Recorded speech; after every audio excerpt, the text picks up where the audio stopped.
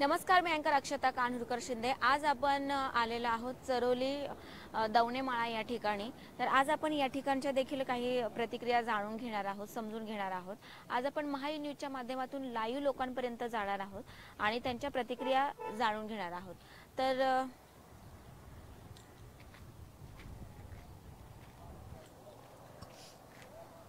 दादा, नाव काय तुमचं? पियुष पाटील। किती वर्षांपासून राहता इथे? 5 वर्ष। बरं, आमदार कोण आहेत इथले? महेशदादा लांडगे।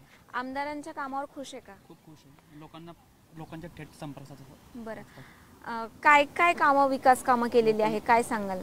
रोडचं डेव्हलपमेंट, त्याच्यानंतर भागा प्रकल्प, पाण्याची संच त्यासाठी त्यानंतर बहुतांश त्यांनी कामं केले। रोडचं आमच्या सोसायटी CCTV लावून दिले त्यांनी आणि लोकांच्या मनात भरणारे प्रवक्ता किंवा नेते म्हणण्यात महेशदादा लांडगे, त्यासाठी आम्ही मंत्रिपदासाठी अपेक्षा करतो की त्यासाठी ते योग्य आहे। ओके, एकंदरीत आमदारांनी जे काही नवीन नवीन प्रकल्प आणलेले आहेत तर ते नागरिकांसाठी किंवा युवक युवतींसाठी रोजगाराची संधी उपलब्ध होतील, काय सांगाल तुम्ही? खूप रोजगार संधी उपलब्ध करून देण्यासाठी आहे, कारण जे आपल्याला बाहेरच्या कंपन्यांचा आपला पुण्यात येत आहे त्या भरपूर लोकांसाठी, जे बेरोजगार लोकांसाठी त्यांनी रोजगार उपलब्ध करून दिला आहे। म्हणजे म्हणण्याचा एकंदरीत सगळा प्रकार खूप चांगला केला त्यांनी, लोकांच्या भल्याचा खूप विचार करतात। 2024च्या विधानसभेकडे तुम्ही कसं पाहता? आम्ही तर आमच्या नामनिर्देशनासाठी बघतोय महेशदादा लांडगेसाठी। ते असले की भरपूर बहुतांश प्रॉब्लेम सॉल्व्ह होतील, म्हणून आम्हाला ते हवे। बरं, ते निवडून येतील का? पण हो, 100%। त्यांचं कामच तसं। नाव काय दादा? त्रिमूर्ती कळंबे। किती वर्षांपासून राहता इथे? मला आता 2 वर्ष झाले त्या सोसायटीत राहायला। बरं, मागच्या 5 ते 10 वर्षांच्या तुलनेत आता कसा विकास आहे किंवा एकंदरीत बऱ्यापैकी विकास झालेला आहे। प्रत्यक्षात बघतो म्हटलं तर या एरियाचा, जसं भोसरी विधानसभेचा किंवा या चरोली एरियाचा बऱ्यापैकी डेव्हलपमेंट झालेला आहे त्या महेशदादा लांडगेंच्या माध्यमातून। तर overall it's a good opportunity for everyone as वेल।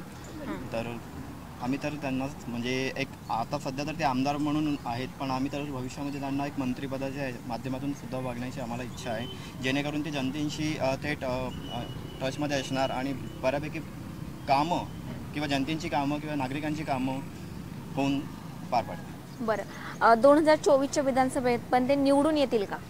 आम्हाला तर 100% खात्री आहे की तेच महेशदादाच निवडून येतील म्हणून, आणि निवडून आलेच पाहिजेत, कारण ते खूप ग्राउंड टू अर्थ म्हणजे आहेत आणि त्यांच्या माध्यमातून मला तरी असं वाटतं आम्हाला असं वाटतं की ते निवडून येतीलच। बरं, नवीन जे प्रकल्प येतात त्याबद्दल काय सांगाल? नवीन प्रकल्प आलेले आहेत? हो, नवीन प्रकल्प तर आलेले आहेत, जसं कॉलेज COEP कॉलेज आलेलं आहे, भामा प्रकल्प आलेला आहे, तर आणि एक आता प्राईड वर्ल्ड सिटीमध्ये IT पार्क जसं आलेलं आहे। तर होऊ शकते भविष्यामध्ये त्या सगळ्या प्रकल्पांमुळे एक एम्प्लॉयमेंट पण क्रिएट होणार आणि त्यांच्या माध्यमातून एक चांगला एम्प्लॉयमेंट क्रिएट होणार आणि एक सामान्य नागरिकांसाठी पण ते बऱ्यापैकी खूप उपयोगी असणार। एकंदरीत त्यांच्या कामावर तुम्ही खुश आहे का? अगदी नक्कीच, खूप खुश आहोत आम्ही, आणि यस, आम्हाला म्हणजे महेशदादा पुढच्या भविष्यामध्ये भरपूर टाउन्समध्ये ते येतील अशी आमची खात्री आहे। नाव काय दादा? सागर गुल्लाने। किती वर्षांपासून राहत आहे? मला इथे आता 2-2.5 वर्ष झाली। बरं, ह्याच एरियात की या ठिकाणी पिंपरी चिंचवड एरियामध्ये? आधी पिंपरी चिंचवडमध्येच 2-3 वर्ष आधी तिकडे पिंपरीमध्ये राहिलो। बरं, कसा आहे विकास पिंपरी चिंचवड शहराचा? विकास बऱ्यापैकी विकास होतो इथे, आणि आमच्या सोसायटीमध्ये पण बरेच महेशदादांनी आम्हाला आश्वासन दिले आहेत की काही कामं, सपोज काही गार्डनचे आहेत, काही कॅमेरा वगैरेचे कामं झालेले आहेत ऑलरेडी, परत फ्लोरिंग वगैरे हे कामं आणखी भविष्यात होतील। ज्यावेळेस ते आश्वासन देतात किंवा तुम्हाला एखादा शब्द देतात तर तो शब्द आश्वासन पूर्ण केले जातात का, काय सांगाल? हां, आता हल्लीच आमचं कॅमेऱ्याचं वगैरे काम झालेलं आहे आणि होतील सगळे कामं असे आम्हाला। ओके, 2024च्या विधानसभेकडे तुम्ही कसं पाहता? नक्कीच महेशदादाच निवडून येतील आणि आम्हाला महेशदादाच निवडून आलेले पाहिजे। आमदारांच्या कामावर खुश आहे का? हो, नक्कीच। नाव काय दादा? आदित्य चिरमिटवार। बरं, किती वर्षांपासून राहता इथे? 5 साल हो गए यहाँ रहते। ओके, कसं आहे त्यांचं काम? त्यांच्या कामावर तुम्ही खुश आहे का? हाँ, बिल्कुल खुश है।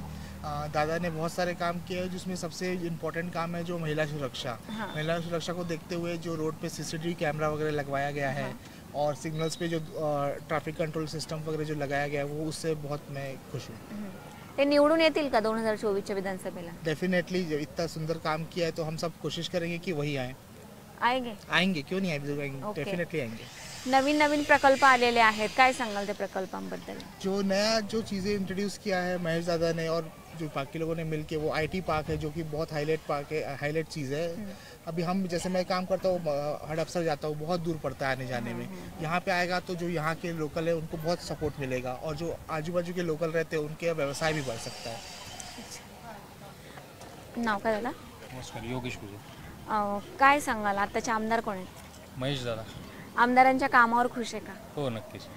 सर्वसामान्य नागरिकांपर्यंत ते पोहोचतात का? समस्या जाणून घेतायत का? हो, नक्कीच. जसं मी मगाशी सांगितलं, दादा एकदम सगळ्यांना वेळ देतात. ज्यांना कुठली कामं असेल, काही असेल, ते एकदम रूट कॉजला जाऊन ते चर्चा करण्याचा प्रयत्न करतात. काही इश्यू असेल तर ते 100% मदत करतात. ते महत्त्वाचं आहे. आणि एखाद्या लोकप्रतिनिधीकडनं हीच अपेक्षा असते की त्यांनी आपल्या समस्या समजून त्याचं निराकरण करावं. बरं, नवीन प्रकल्प आलेले आहेत, रोजगाराची संधी कशा पद्धतीने उपलब्ध होते, काय सांगाल त्याबद्दल? हो, नवीन प्रकल्प येत आहेत. प्राईड वर्ल्ड सिटीमध्ये IT पार्क येत आहे, त्यातनं डेफिनेटली आपल्याला रोजगार उपलब्ध होते. तसंच चरोली आता शैक्षणिकदृष्ट्या सुद्धा डेव्हलप होते, COP येते इथं. त्यामुळं मोठ्या मोठ्या शिक्षण संस्था येत आहेत, ही एक आनंदाची गोष्ट आहे. त्यामुळं तर आम्ही प्रॉपर्टी ज्या घेतल्या आहेत त्याचं अप्रिसिएशन चांगलं आहे. प्लस रोडची कामं चांगल्या गतीने सुरू आहेत. ते स्वतः येऊन दादा पाहणी करतात आणि अधिकाऱ्यांना सूचना देतात. त्यामुळं रोडची कामं तत्परतेने केली जातात. तर आणखी म्हणजे यासारखी गोष्टी लोकप्रतिनिधीकडून जी अपेक्षित आहे ते योग्य रीतीने हाताळतात आणि अपेक्षा होतात. ओके, स्मार्ट सिटी होतीये, कसं वाटतंय?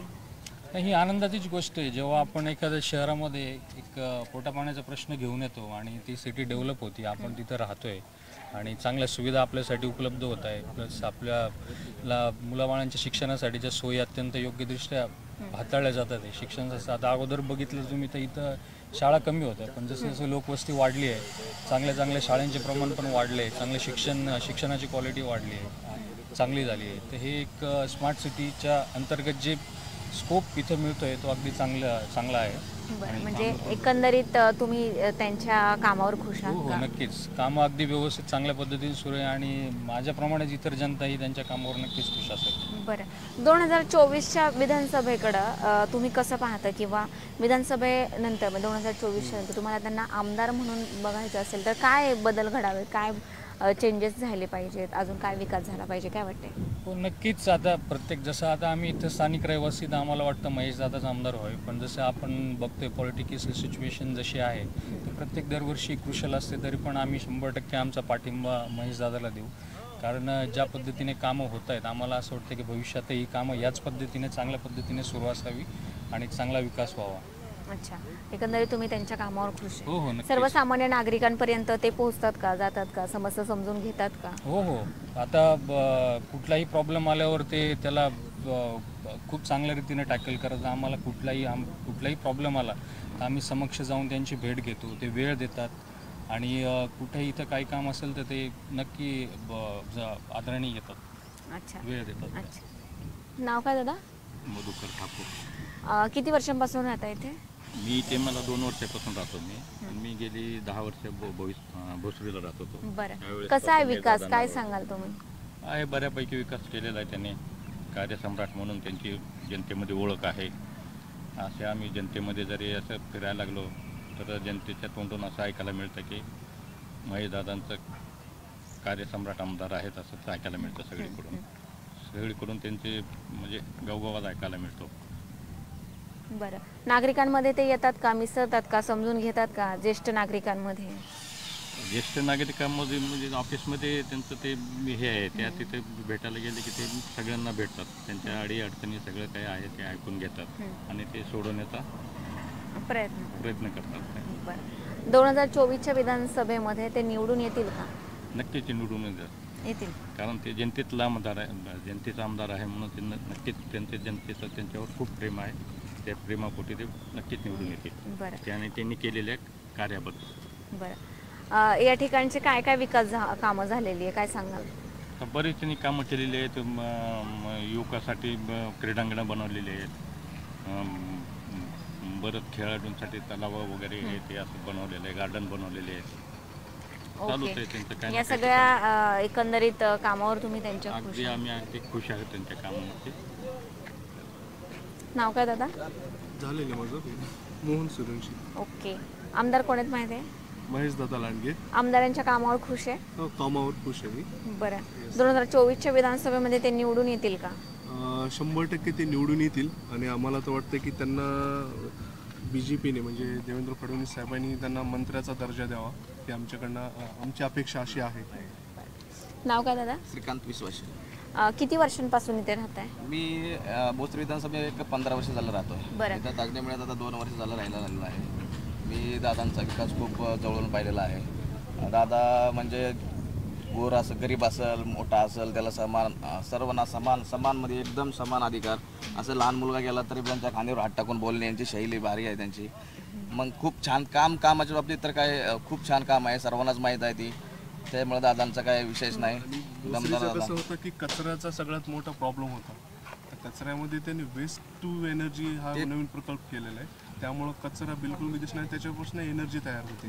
तर हे एक आहे की ते बी काम कचरा डेपोचं आम्हाला इथं पण वासायचं, पण आता ते केल्यामुळे आता काही वास येत नाही, कुठलाच वास येत नाही. महत्त्वाचं म्हणजे हे रोडसाठी त्यांनी अधिकाऱ्यांशी बोलून अधिकाऱ्यांशी स्वतः घेऊन जिल्हाधिकारी आले होते स्वतः इथं त्यांनी बोलून घेतलं होतं. सर्व अधिकाऱ्यांना धारेवर धरून हे काम पूर्ण करण्याची त्यांना ग्वाही करून घेतली होती. त्यांच्या पाठीमागं पाठपुरावा करून हे अर्धवट काही कामं राहिली होती ती केलेत. आणखीन पण पुढं त्यांचा पाठपुरावा चालूच आहे.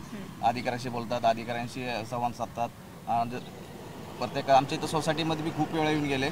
आम्ही बोलवलं की येतात, एकदा 2 वेळा येऊन गेले. त्यानंतर कार्तिक भाऊ आले, त्यानंतर सचिन भाऊ आले. सगळ्यांनी आपल्याला जवळपास आहे ना सगळ्यांनी चांगला सपोर्ट दिलेला आहे. आणि सोसायटीतलं बघितलं तर वैयक्तिक सोसायटीची सुद्धा कामं त्यांनी केलेली आहेत. म्हणजे ग्राउंड लेवलपासून ते मोठ्या लेवलपर्यंत सगळे कामं केले. आता दादाला म्हणलं आम्हाला जरा कॅमेऱ्याची अडचण होते, बिल्डरनं आम्हाला कॅमेरे दिले नाहीत पूर्णपणे. असा जर ब्लँक स्पॉट आहे, थोडं अडचण येते. तर मग त्यांनी म्हणले कॅमेरा लगेच आपलं कार्तिक भाऊला पाठवलं. कार्तिक भाऊनी सगळी आपली कामं विचारून घेतली. सचिन भाऊ आले, तर सचिन भाऊच्या ह्याच्यामुळं आपल्याला मग पुन्हा गार्डनचं काम केलं. इथं फ्लोरिंग करून द्यायची एक त्यांनी आपल्याला आश्वासन दिलेलं आहे. नंतर मंदिराचं गार्डनचं एक आश्वासन दिलेलं आहे. ते कॅमेराचं आश्वासन दिलं होतं, ते पण त्यांनी पूर्ण केलेलं आहे.